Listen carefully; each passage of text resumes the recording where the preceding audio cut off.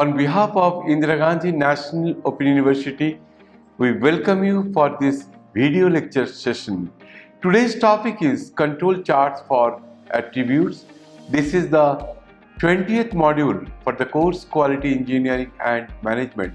I am Subhashish Maji, professor in School of Engineering and Technology from Indira Gandhi National Open University. Dear learners, let us start with our topic, that is control charts for attributes. After listening to this video lecture, you will be able to understand the control charts for attributes. You will be able to know the P chart, NP chart, U chart, C chart and Q sum chart, and you will be able to solve the numerical on control charts for attributes. The control charts for attributes are essential for those quality characteristics that cannot be measured physically, but such characteristics can be classified into one or two classes, usually defectives or non-defectives. For example, the presence of hole in an aluminum sheet classifies the item as a defective. When the quality characteristics of an item is measured by attributes, the control chart based on refraction defective can be used. For example, in a process running with a 2% defective rate, a mean of 2 defects per sample requires a sample of at least 100 for recording purposes. The calculation of control limits for attributes depends on two factors: whether numbers for constant size or proportions for varying sample size are being plotted. Number two, whether defective items or defects are being considered. An item is considered to be defective if it fails to meet a required standard due to presence of defects. Thus, there are two types of control charts for defective items based on whether the sample size is varied, that is P chart, or constant, that is NP chart. Also, based on the presence of defects, charts are constructed for varying sample size, that is U chart, and constant sample size, that is C charts. In this lecture session, the construction of above mentioned charts and their utilization in statistical process control shall be discussed. The P chart is used for process control of defectives when it is not possible to take a sample of constant sample size because the sizes of samples are varying with time. Typical examples include arrivals of mails in post office without the PIN code number, scratches in glass sheets, holes in castings, etc. In such situations, the control limits are drawn for the average fraction defective, that is P bar. Before establishing the control limits, it is essential to have at least data for 25 subgroups. The first step in setting this control chart is calculation of fraction defective for each subgroup. This is given by P is equal to number of defects in each group divided by number inspected in subgroup. In that way, we can calculate the value of P. This enables to calculate the average fraction defectives, that is P bar, that is defined as the ratio of total number of defectives during period and total number of items inspected during period. The lower and upper control limits for P chart are given by LCL equal to P bar minus 3 under root P bar multiplied by 1 minus P bar whole divided by n cap. The UCL is equal to P bar plus 3 multiplied by under root p bar multiplied 1 minus p bar whole divided by n cap. Here LCL denotes the lower control limit and UCL denotes the upper control limit. So once you calculate the p bar, you can easily calculate LCL and UCL because p bar and n cap are known.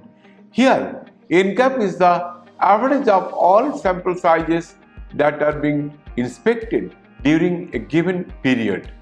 If the calculation of lower control limit yields a negative quantity, LCL is treated as 0 because a negative limit on fraction defective does not make sense. So, dear learners, first of all, you have to calculate LCL, you have to calculate UCL, but in any problem, if you get the value of lower control limit as negative, then you have to take the value of LCL is equal to 0 because if the negative defectives does not carry any sense. The P chart is now constructed with center line P bar and each subgroup fraction defectives P plotted to see if they are lying within the lower control limit and upper control limit. Those fraction defectives lying outside the control limits are eliminated and the value of P bar and control limits recalculated. For example, consider the number of defectives found in 20 samples as shown in table 6.4. The sample size is 50. This is a table showing defectives D found in 20 samples. So dear learners, how many samples are there? There are 20 samples and D is the number of defects in each sample which is given in this table. So for sample 1, number of defects is 2. For sample 2, the number of defects is 3. For number 3, the number of defects is 4 and so on. First, the fraction defective in each sample or subgroup is found from equation 6.17. The first fraction defective is 2 by 50 because in sample number 1 the number of defects is 2. So the first fraction defective is 2 divided by 50, that is 0.04. The other values are being calculated on the basis of number of defects divided by 50 in each and every sample. So we will construct a table by finding out the number of defects in sample. Now the total number of defectives in these 20 samples is 40 because if you count the number of defects for 20 samples, that comes out to be 40, the sum of all values in second row of table 6.4. Now we can very well calculate the P bar, that is equal to total number of defects during period divided by total number of items inspected during period. But here you see that there are 20 samples and each sample contains 50 units. So P bar is equal to 40 divided by 20 into 50, that comes out to be 0.04. Now once you get the value of P bar, there is no problem for calculating lower control limit, that is LCL. So for this particular problem, the lower control limit is equal to 0.04 minus 3 under root 0.04 multiplied by 1 minus 0.4 whole divided by 50, that comes out to be minus 0.04. Dear learners, we have already mentioned that if you get the value of LCL is equal to minus terms, then you have to take the value of LCL as 0. Now for UCL, we can calculate as UCL, that is upper control limit, that is equal to 0.04 plus 3 under root 0.04 multiplied by 1 minus 0.4 divided by 50, that comes out to be 0.124. But after calculating, you must see whether any value you are getting more than the upper critical limit. Now let us see how we can proceed for this numerical. Now dear learners, you see the table, you will observe that the fraction defective of 17 point is 0.14, that is greater than upper control limit.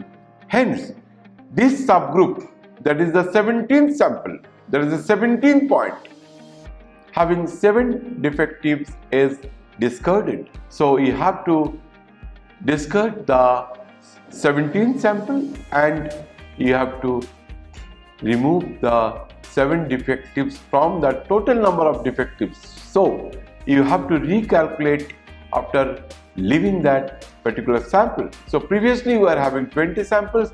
So if you discard one, so number of samples will be available 19, that is 20 minus 1, 19, and the number of defectives will be 40 minus 7, because previously there were total number of defects were 40, including the 7 defectives which are at the 17th point. Now we are not considering the 17th sample. So 7 defectives will be out from our calculations. So new P bar is equal to 40 minus 7 divided by 19 into 50, that comes out to be 0.0347.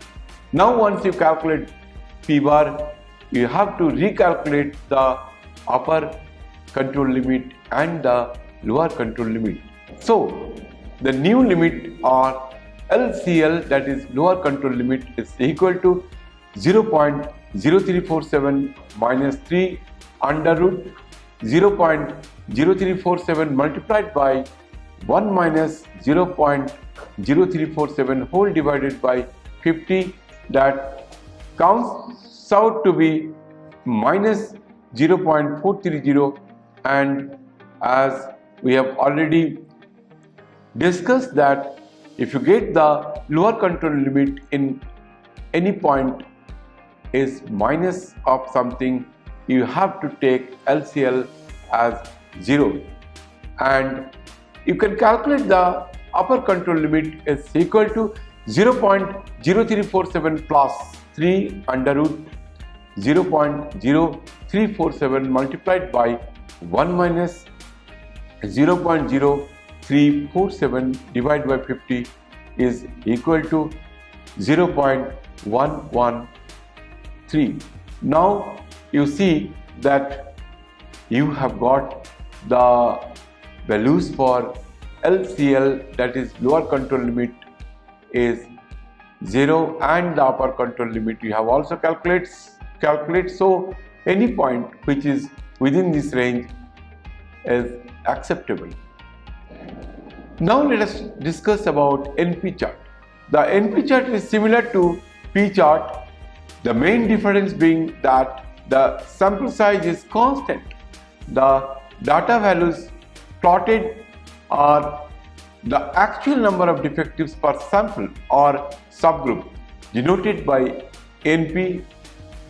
The control limits are given by lower control limit is equal to NP bar minus 3 under root NP bar within bracket 1 minus NP bar whole divided by N cap, and upper control limit is equal to NP bar plus 3 under root NP bar multiplied by 1 minus NP bar N cap, where NP bar is the grand average of all defectives.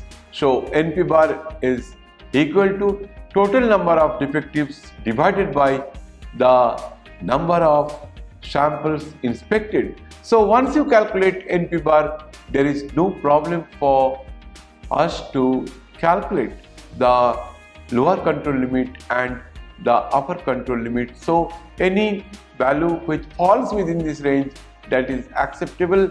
And one thing is very important, that while calculating LCL, if it comes out to be negative, you have to consider as 0 for that particular case. Now let us discuss about the U-chart. The U-chart is used for process control for defects when it is not possible to take sample of constant sample size.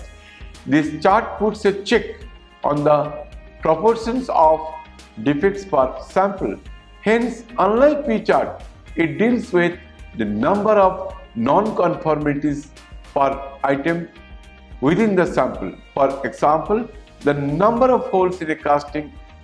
If there are more than specified number of holes in the cast product, the product is termed unfit.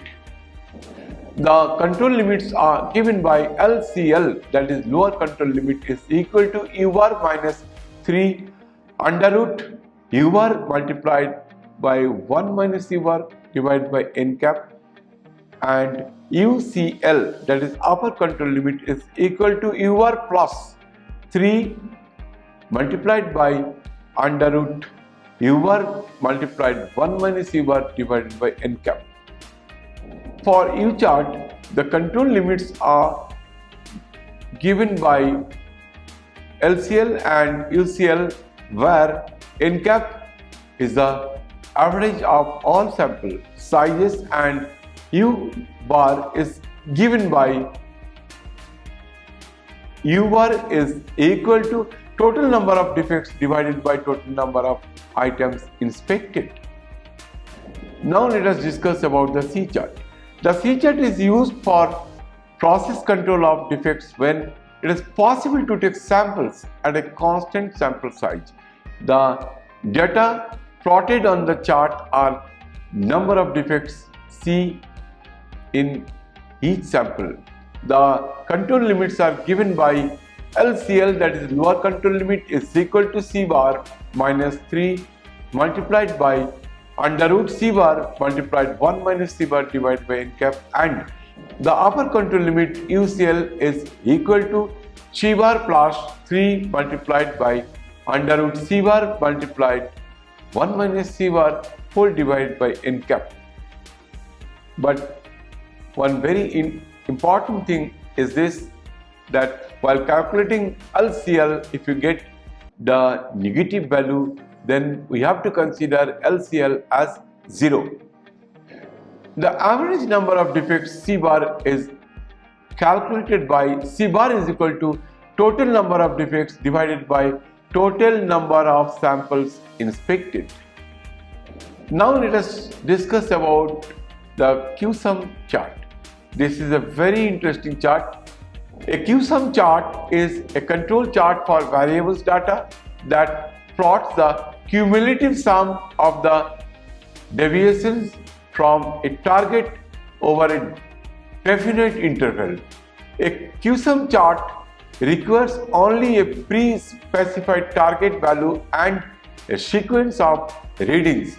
These readings could be individual values or sample statistics, that is mean or average.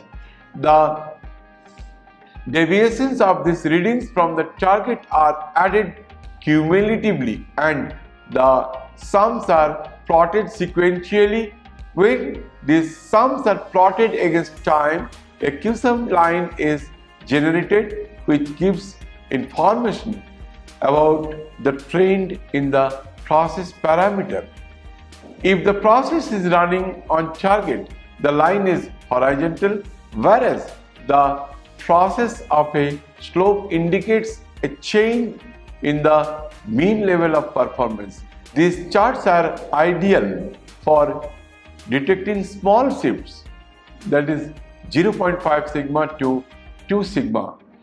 In the process mean, they detect shifts in about half the time of Shewhart charts with the same sample size. Now this is the diagram for the Q-sum chart. The diagram A, that is measuring the slope in Q-sum chart, and the diagram B is the slope guide. So this is how we can draw the diagram. So if for the sample size, if you calculate the Q-sum, so it is we can plot the diagram measuring the slope in Q-sum chart, and the vertical axis is the Q-sum axis and the horizontal axis is the samples. The Q-sum chart enables to identify that point at which shifts occur by determining the slope. The slope is the ratio of vertical distance on Q-sum axis to the horizontal distance between the samples intervals.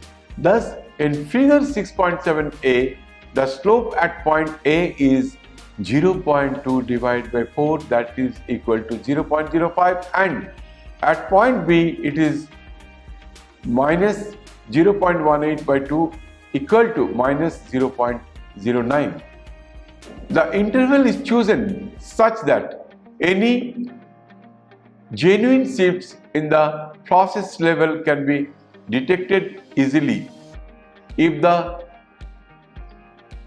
measured parameters is process mean, then by central limit theorem, any deviation in the process level is given by R bar divided by D2 under root n, where R bar and D2 are obtained from table 6.1 and n is the sample size.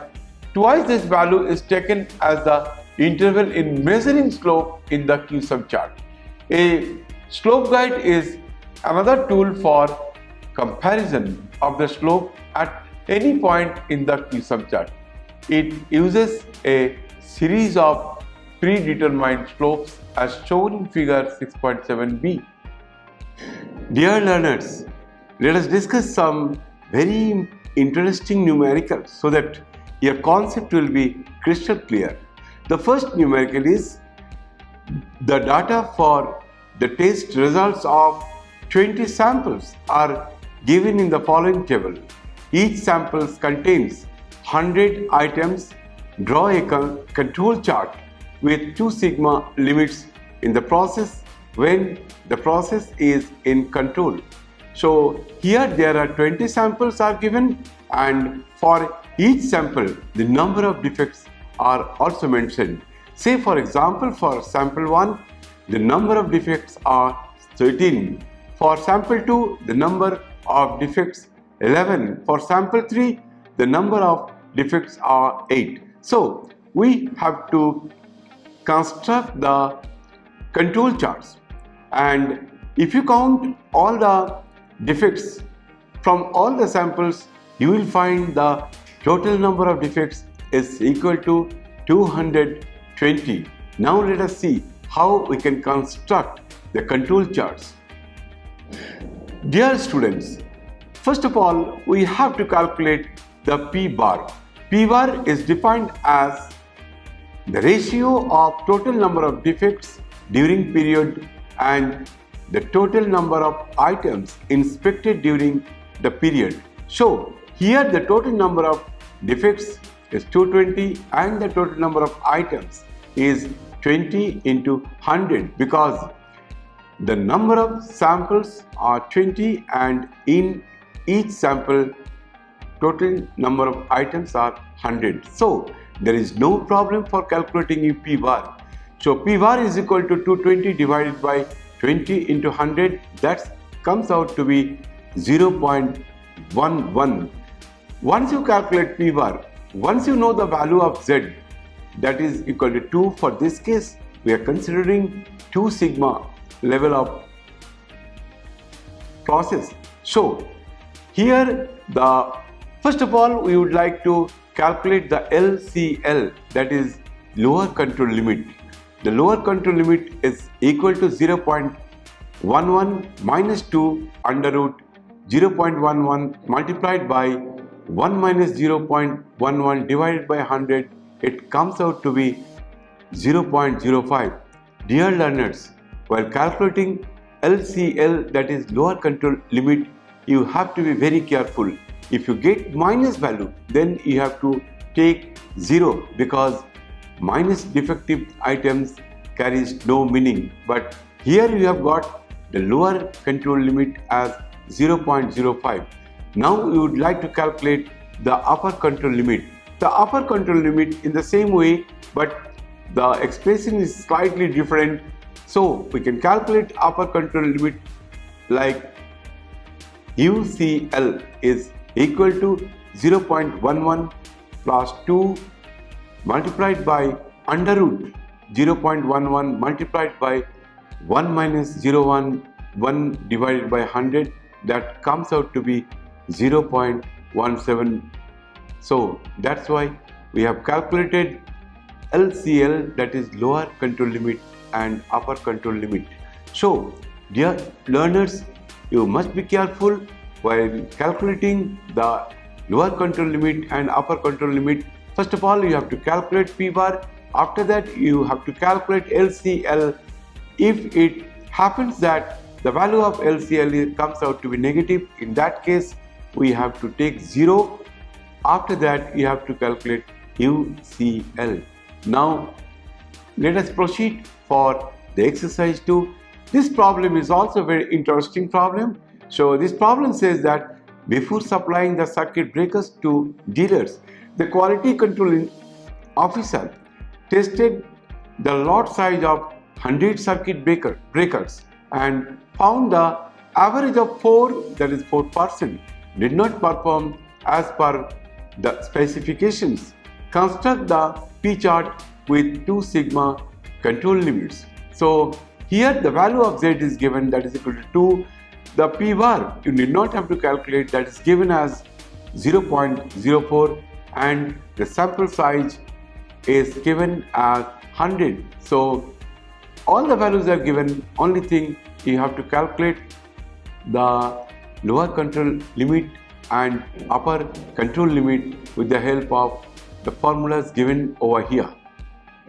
Now the LCL is equal to P bar minus Z multiplied by under root P bar multiplied by 1 minus P bar divided by N cap. Here N cap is the sample size. Here it is given as 100 and P bar is given as 0.04 for this problem, and the value of Z is 2. So LCL is equal to 0.04 minus 2 multiplied by under root 0.04 multiplied 1 minus 0.04 divided by 100, that comes out to be 0.001. This value is for the lower control limit. Now the upper control limit is equal to P bar plus Z multiplied by under root P bar multiplied by 1 minus P bar divided by N cap. Here P bar is given, that is equal to 0.04, and N cap is also given, that it is 100. There is no problem for calculating UCL because P bar is equal to 0.04. The value of Z is equal to 2 and the value of N is equal to 100. So if you put all these values in the expressions for the lower control limit as well as the upper control limit, you will be able to calculate LCL. But for this problem, you will get the value of LCL is equal to 0.001 and UCL is equal to 0.79. Dear learners, if you see that in some problem the value of Z will not be given, but the percentage of area to be covered for this problem will be given as 95.5%. For that case, you have to take the value of Z is equal to 2. And if it is given that the percentage of area in normal distribution is covered 99.7%, then we have to take the value of Z is equal to 3, because the area under the curve plus minus 3 sigma with respect to the mean, it covers 99% of the total area under the normal distribution curve.